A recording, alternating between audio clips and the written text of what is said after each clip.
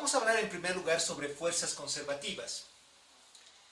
Si aplicamos una fuerza a lo largo de una trayectoria redonda, es así como se traduce, pero en realidad esto no significa que sea una trayectoria circular, ¿ya? Una trayectoria redonda es aquella que empieza en un punto y termina en un punto.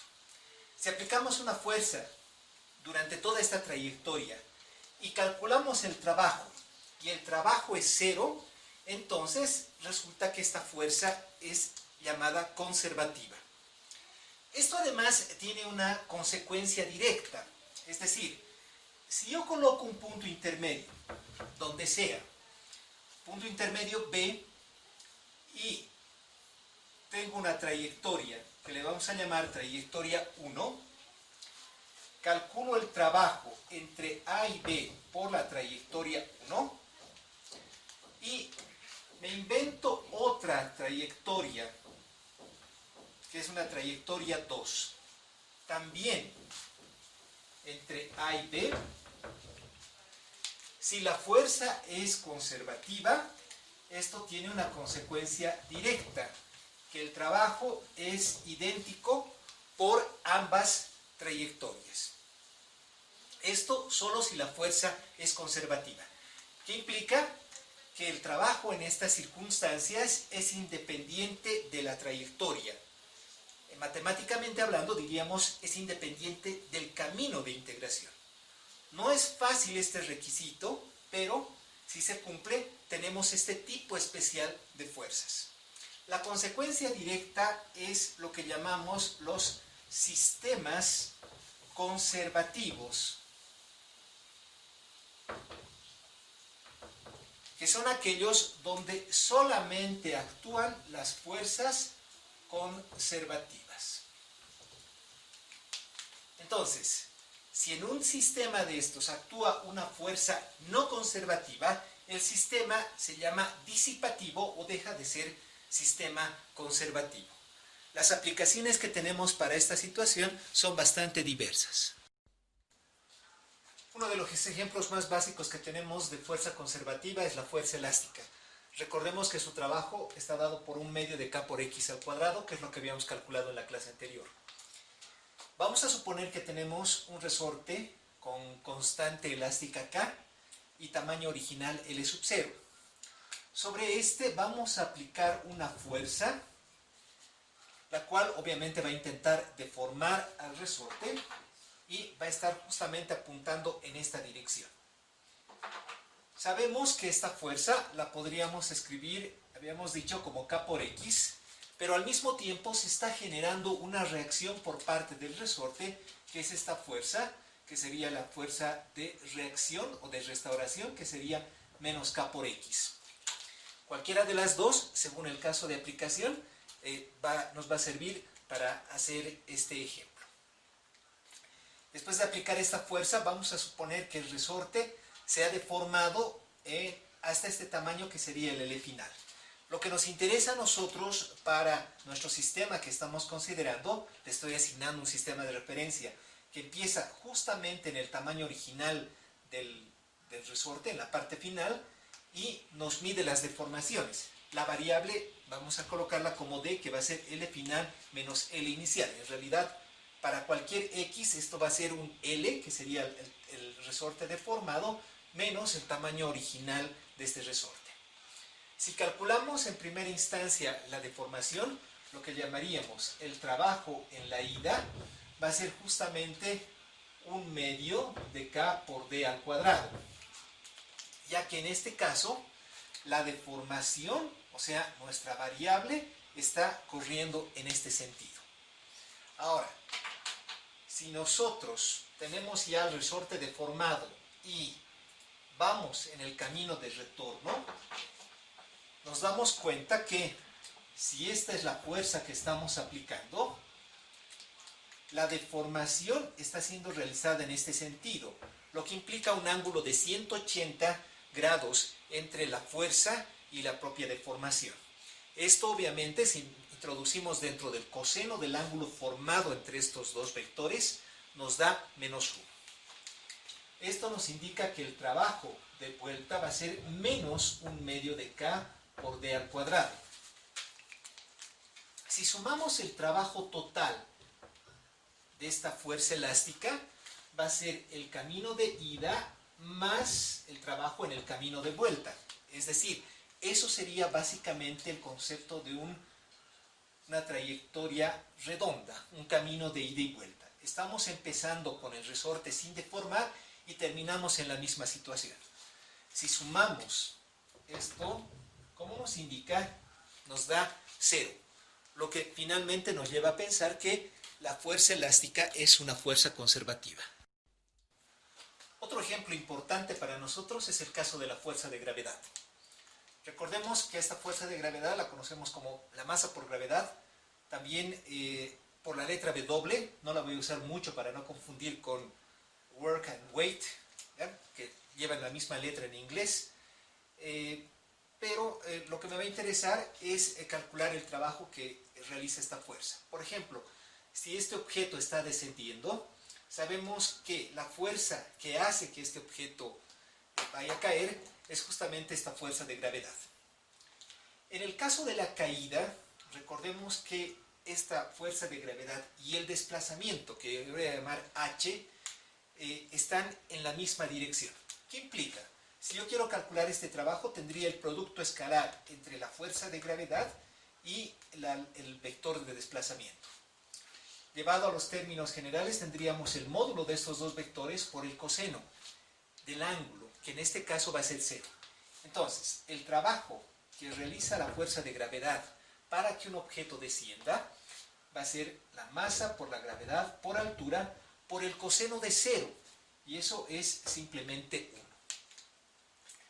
En cambio, si yo quiero hacer que este objeto suba, yo tengo que pelear contra la misma fuerza, que sería el peso, la fuerza de gravedad, ¿verdad?, que tendría que equilibrar con otra fuerza para hacer que esto suba.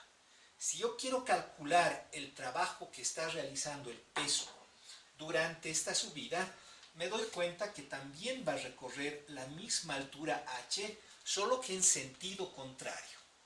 Entonces tendríamos que el trabajo para la subida va a ser la masa por la gravedad por la altura, multiplicado por el ángulo que forman estos dos vectores, que es 180. Y esto es menos 1.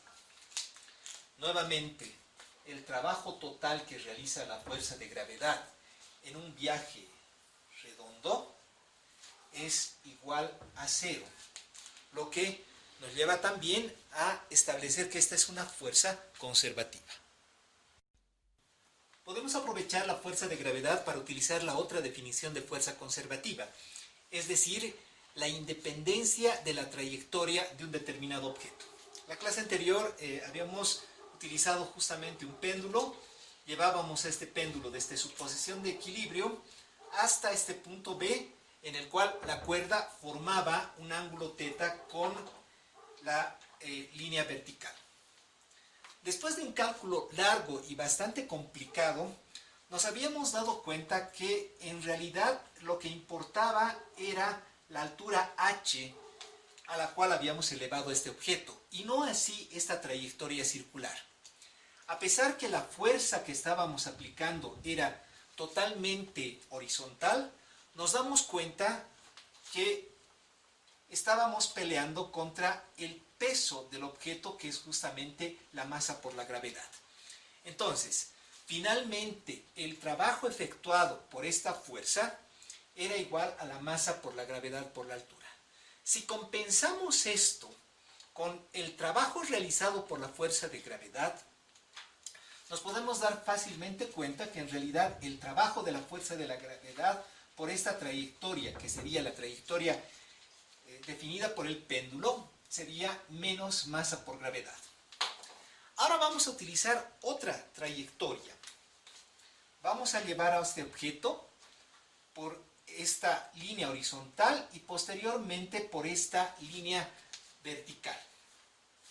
Y vamos a calcular el trabajo que realiza el peso durante esta otra trayectoria, que es en realidad más larga que la trayectoria definida por el péndulo. Lo que tenemos que recordar es que todo el tiempo el peso peso siempre está apuntando hacia abajo.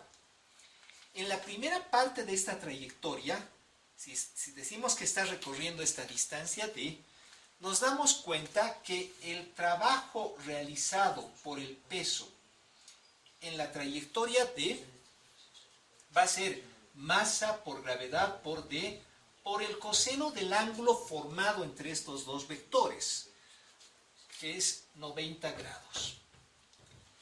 Y este resultado es directamente 0. Nos damos cuenta entonces que en una trayectoria totalmente horizontal, la fuerza de gravedad no realiza ningún trabajo. Ahora, si elevamos este objeto por esta altura h, recordamos que el peso obviamente está actuando en este sentido. Entonces, el trabajo realizado por el peso en esta trayectoria vertical nuevamente va a ser menos mgh. Lo que nos lleva a ver es que estos dos resultados son iguales, independientes de la trayectoria. Y lo que podemos indicar es que en el caso de una fuerza conservativa, solamente nos importa el punto inicial y el punto final, no así la trayectoria. Puede ser esta trayectoria circular, puede ser esta trayectoria tipo triangular, podríamos ir por una diagonal, podríamos ir por unas gradas, etcétera, etcétera, etcétera. Un ejemplo de una fuerza no conservativa es la fuerza de rozamiento, que al igual que las fuerzas de arrastre, que son las que realizan fuerza justamente de oposición al movimiento dentro de los fluidos, también son así fuerzas no conservativas. Imagínense que tenemos un objeto que estamos arrastrando sobre una superficie. Sabemos que las fuerzas de rozamiento siempre se oponen al movimiento, y eso es una de las definiciones y por concepto que tenemos la forma de aplicación de las fuerzas de rozamiento. Entonces, si yo calculo el trabajo de esta fuerza, tendríamos que es la fuerza de rozamiento por la distancia. Pero como siempre se oponen al movimiento, sabemos que el desplazamiento está en este sentido y la fuerza de rozamiento en este otro sentido. Esto implica que el ángulo es 180 grados, entonces el coseno de este ángulo va a ser menos 1. Este sería el trabajo de ida. Ahora, si yo quiero volver a traer al objeto por la misma trayectoria, nos damos cuenta que el desplazamiento va a estar en este sentido. Y la fuerza de rozamiento va a cambiar también de sentido. Y va a estar totalmente opuesto, esta vez apuntando hacia el otro lado.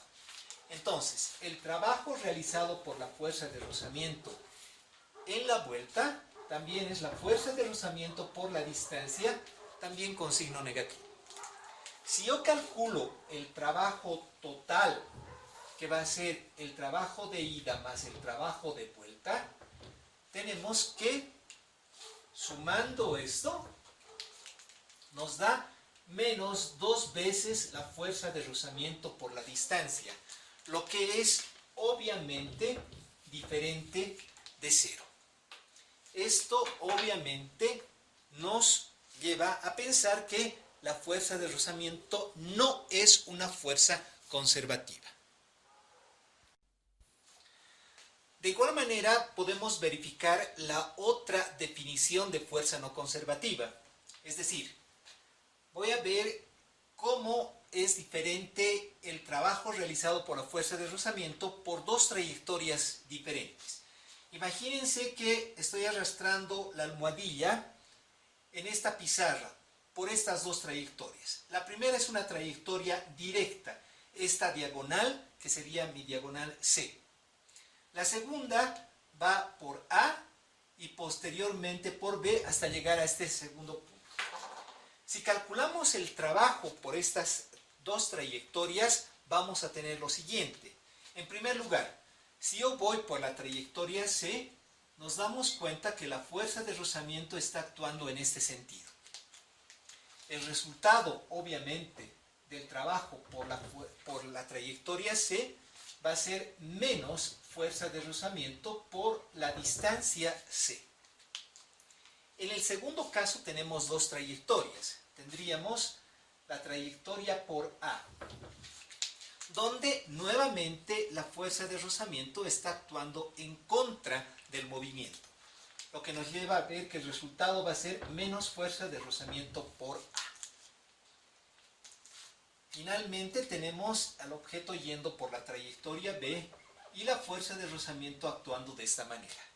Entonces, el trabajo por el camino B va a ser menos fuerza de rozamiento por B.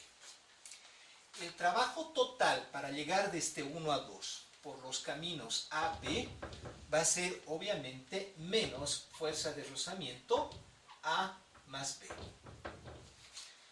Lo que obviamente es diferente a esta primera trayectoria o al trabajo en realidad realizado por esta trayectoria, ya que si vemos en este ejemplo